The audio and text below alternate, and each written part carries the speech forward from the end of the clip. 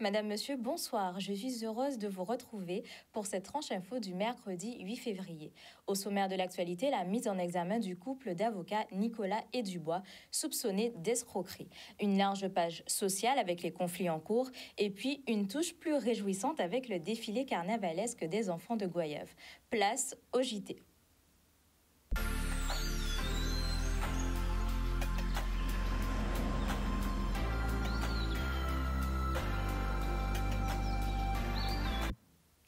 En bref, le conflit EDF-PEI se poursuit et les délestages impactent en plus des commerçants et des particuliers le réseau mobile. Plusieurs Guadeloupéens ont ainsi dénoncé des irrégularités sur la perte de signal et les connexions Internet un peu partout sur notre territoire.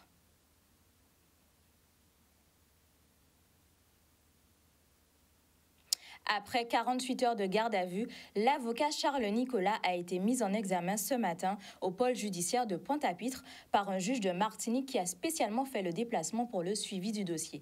Les faits présumés, blanchiment d'argent aggravé, abus de confiance aggravé et escroquerie. Sa femme, l'avocate Virginie Dubois, également suspectée dans le dossier, est quant à elle mise en examen pour blanchiment. Les sommes avoisineraient les 11 millions d'euros. Pour l'heure, la justice a saisi les comptes bancaires du couple ainsi que des sommes en numéraire, 2 voitures de luxe et 3 appartements. Une demande d'interdiction professionnelle a été demandée et doit être validée ou non par le Conseil de l'Ordre des avocats de Guadeloupe. À noter que dans ce dossier, en plus du couple, 4 autres personnes ont été entendues. Les investigations se poursuivent. Et puis nous ouvrons une page sociale. 106 suppressions de postes dans l'enseignement. C'est l'un des sujets qui inquiète les instituteurs et professeurs de chez nous. En plus des autres difficultés du quotidien, suite à l'appel des syndicats enseignants, les 2 collectivités de l'île, région et département, ont rencontré ce matin les syndicalistes à l'espace régional du Rézé. Un reportage de Michel Depape.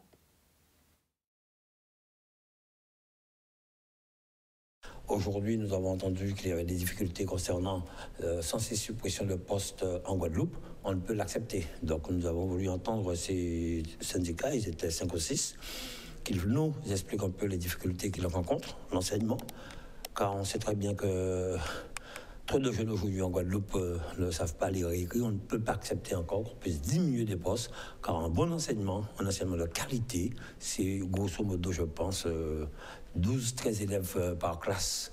Ce qui existe en Corse n'existait pas en Guadeloupe, on ne peut pas l'accepter. Donc c'est tout à fait normal qu'on puisse les entendre, et j'ai fait la proposition avec l'accord des présidents présents, de manière à ce que nous ayons ensemble une motion envoyée au gouvernement, mais que tous les maires, tous les parlementaires, régions et départements puissent signer pour montrer que toute la classe politique est derrière ces syndicats pour l'enseignement de nos enfants, pour l'avenir de nos enfants. Je pense que, quelles que soient les difficultés, c'est une bonne opportunité, puisqu'il s'agit de la rentrée 2023, ce qui nous permet dès février de pouvoir y travailler. Mais au-delà, il faut rappeler qu'aujourd'hui, il y a tout un ensemble de questions, il y a 12 thèmes qui sont débattus avec les experts, avec la population. Et ce que j'ai demandé aux syndicats, c'est qu'ils puissent apporter leur contribution qui va nourrir nos réflexions et pour qu'ensemble nous puissions mettre en place une stratégie et qui sera présentée dans le cadre du SIOM, du comité interministériel, et de manière à ce que nous puissions aboutir. Nous sommes régulièrement avant-dernier, c'est-à-dire en TP8e, juste avant la Guyane et Mayotte. Donc ce qui montre que les résultats scolaires sont très mauvais en Guadeloupe et qu'il faut vraiment se pencher sur cette éducation. Récemment, on a entendu parler sur RCI, mais aussi sur France Antilles, si je ne me trompe pas, des NIT, des jeunes qui sortent sans diplôme, sans qualification de l'école, mais qui sont sans travail chez leurs parents.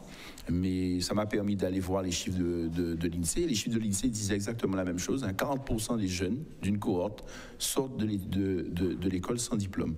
Seulement 17,6% ont le bac et un peu plus de 20% font des études universitaires. Ça montre à quel point le système scolaire se porte mal et que nos jeunes ne réussissent pas aussi bien qu'on veut le faire croire à chaque fin d'année en se gargarisant des résultats du bac. Revendication toujours. Préavis de grève au sein de la mairie de Morne-à-l'Eau. Les agents de la commune ont bloqué les accès de l'hôtel de ville depuis ce matin. Soucieux de leurs conditions de travail, ils souhaitent rencontrer le maire dans les plus brefs délais. Charlie Dagonia. Tout simplement, nous allons répondre à un préavis de grève qui est déposé par la centrale, UTC, GDG, Guadeloupe, des pays. Voilà, effectivement, une plateforme de revendication qui est déposée dans l'ensemble des collectivités, singulièrement à nous. Et les pays, effectivement, ne vont pas répondre au monde pour demander nous quand nous vendre pour la joie de là. Et donc, nous attendons précisément que nous quand nous voulons exactement. Par rappeler que même avant le préavis de grève a été déposé, déjà écrit l'autorité à 2 reprises au mois d'octobre 2022. Nous réitérons des mandats en janvier 2023. Voilà, nous avons demandé pour nous montrer, pour nous faire le point, c'est justement c'est des dossiers qui sont en cours. C'est déjà fait des séances de travail. Nous voulons simplement connaître l'état d'avancée des dossiers. Et jusqu'à présent, nous avons une réponse. Donc ça, nous avons attendu là, c'est que Mela dit nous, voilà, compte tenu des demandes de rencontre que nous déposées, compte tenu des préavis de grève là qui déposés avant la plateforme de revendication, quelqu'un a une date pour nous effectivement face à aller, pour nous échanger par rapport à cette situation-là. Bon, nous allons faire la part des choses, nous allons reconnaître suite à grève effectivement qui était déclenchée encore une fois par l'UPC Guadeloupe. Nous avons obtenu des avancées, notamment sur les centres de la carrière, mais là, il faut savoir que dans la collectivité, nous avons sérieux problèmes à conditions de travail qu'a posé dans l'ensemble des services. D'accord? Il faut savoir aussi, s'agissant des EPI, équipements de protection individuelle, il y a 3 ans, l'ensemble des agents concernés pour doter de EPI. Donc, nous avons estimé que bon, voilà, nous avons un problème à niveau de ça, et nous voulons savoir ce qui a passé. Nous voulons savoir ce qui a passé. Et c'est pour ça, justement, nous faisons une demande de rencontre, nous réitérons la demande là, et jusqu'à présent, nous avons une bonne réponse. Nous voulons quelque chose là, que Mela dit nous, voilà, compte tenu que nous écrit, c'est quoi de l'administration communale écrite et transparence, nous écrit, hein. Nous avons effectivement qu'elle répond nous, si demande à nous, ou là nous avons des contrôles pour faire le point si assez les dossiers. On le sait, le bien-être au travail est primordial pour les salariés. C'est dans ce cadre que la ville de Lamentin a fait le choix de chouchouter ses agents en les mobilisant autour de projets communs grâce à des ateliers d'échange et de réflexion. Maxime Morel et Malik Michino se sont rendus sur place ce matin.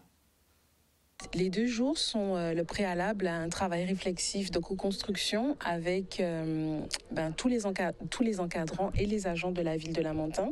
Donc en fait, Lamentin, on a décidé en fait d'innover un peu sur la manière de faire pour miser sur l'intelligence collective et qu'on puisse plus avoir des organisations uniquement pyramidales, mais des organisations où en fait on construit avec les élus, les agents, les encadrants, notre feuille de route, notre manière de faire et de travailler, de vivre au travail en fait. L'importance de ce genre d'atelier dans un premier temps, c'est vraiment de faire participer chacun, de mettre en place un travail collaboratif et que chacun puisse se sentir utile et important pour les décisions qui seront prises par la suite. Ensuite, l'objectif, c'est vraiment, comme je vous disais, de connaître qui on a en face de nous. Là, on a un échantillon d'agents, mais l'idée, c'est vraiment, à travers cet échantillon, de savoir qui compose cette collectivité-là, quelles sont leurs attentes pour la collectivité et s'il y a des réajustements à faire, comment les faire en tant que manager après pour que tout le monde se sente bien, investi de ses missions et remettre un travail de qualité pour la population que nous avons à servir. Ce sont des ateliers enrichissants qui nous permettent de donner nos connaissances, mais aussi d'apprendre avec les autres collègues. Et c'est pour cette raison que j'ai décidé de participer dans ces ateliers. Je pense que la motivation, elle est présente quand on comprend qu'on a du sens dans son travail. Et pour pouvoir avoir du sens, pour pouvoir mieux travailler ensemble, c'est bien d'adresser les questions qui fâchent, d'aller comprendre quelles sont les causes des dysfonctionnements dans notre fonctionnement. Et donc, en fait, c'est toutes ces thématiques qu'on va aborder au niveau de ces 2 jours de co-construction et de réflexion avec les agents, les encadrants de la ville de Lamentin. Connaissez-vous les bus France Service? Ce système dédié à la population est disponible dans certaines communes afin de faciliter l'accès au numérique. Aujourd'hui, c'est du côté de Dolé, dans la commune de Gourbert, que les usagers ont pu profiter de nombreuses aides 2.0 dans leur démarche administrative. Olivier Félix. Bon, on espère avoir du monde puisque justement on est là pour ça, pouvoir rendre service, accompagner donc les usagers dans leurs différentes démarches administratives et surtout aider à casser cette fracture numérique que certaines zones rurales, notamment dans les sections excentrées, rencontrent. On est placé au France Service de Goubert. Ça ne permet pas à tout le monde de venir nous rejoindre. Donc l'idéal, c'est vraiment d'aller vers les endroits qui sont vraiment défavorisés et qui n'ont pas trop l'accès à notre France Service pour leur apporter nos fonctions, on va dire, et nos compétences pour leur permettre d'avoir accès au numérique. L'idée, c'est vraiment de favoriser tout le monde dans la commune. Jusque-là, on n'a eu que des retours positifs. Ils sont très enthousiastes justement à cette démarche et nous demandent déjà quand est-ce que nous serons de nouveau sur le terrain avec un suivi de leur dossier ou d'autres questions pour vraiment étoffer leur dossier. C'est vraiment... ils le reçoivent vraiment de manière très favorable. Pour cette première fois, on est allé justement dans les secteurs concernés pour faire la distribution des flyers. Nous avons essayé de faire passer le mot le plus possible en bouche à oreille, mais aussi via nos différents canaux de distribution. On a aussi les réseaux sociaux qu'on utilise pas mal, mais pour cette première fois, on essaie d'utiliser tous les moyens qui sont à notre disposition. Je ne vais pas vous cacher qu'actuellement, on renseigne beaucoup sur les retraites, mais dans le cadre de la nouvelle réforme des retraites qui va être soit accordée ou pas, on ne le sait pas encore, les gens sont très inquiets, donc ils veulent avoir un suivi carrière, donc ils se rapprochent de nous afin qu'on puisse les orienter, les conseiller et également leur expliquer un petit peu cette démarche retraite via le site Assistance Retraite. Il y a aussi beaucoup de démarches pour la sécurité sociale et les impôts notamment. Le nombre de démarches augmente, on va dire, de jour en jour.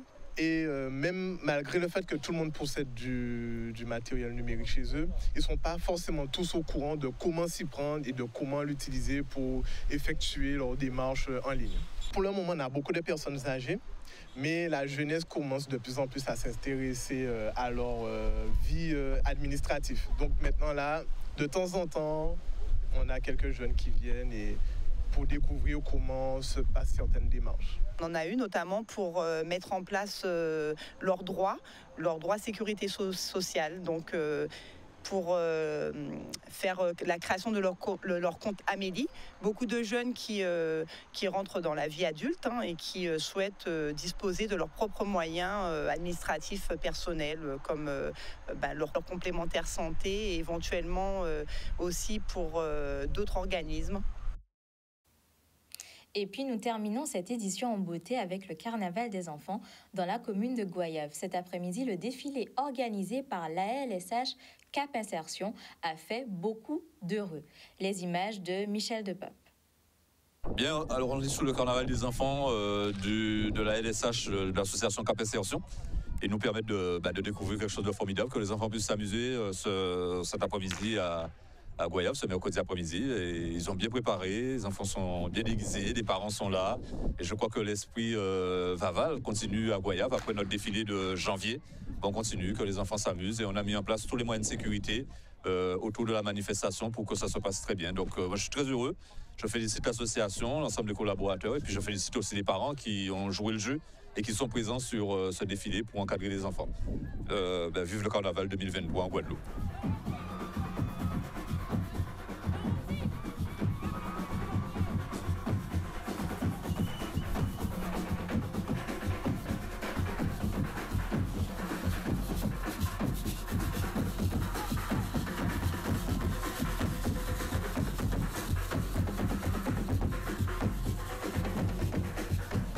Je fais partie de l'association Cap Insertion et c'est la première année qu'on se retrouve sur l'école. On a commencé en septembre 2023 sur le marché avec la ville de Goyave.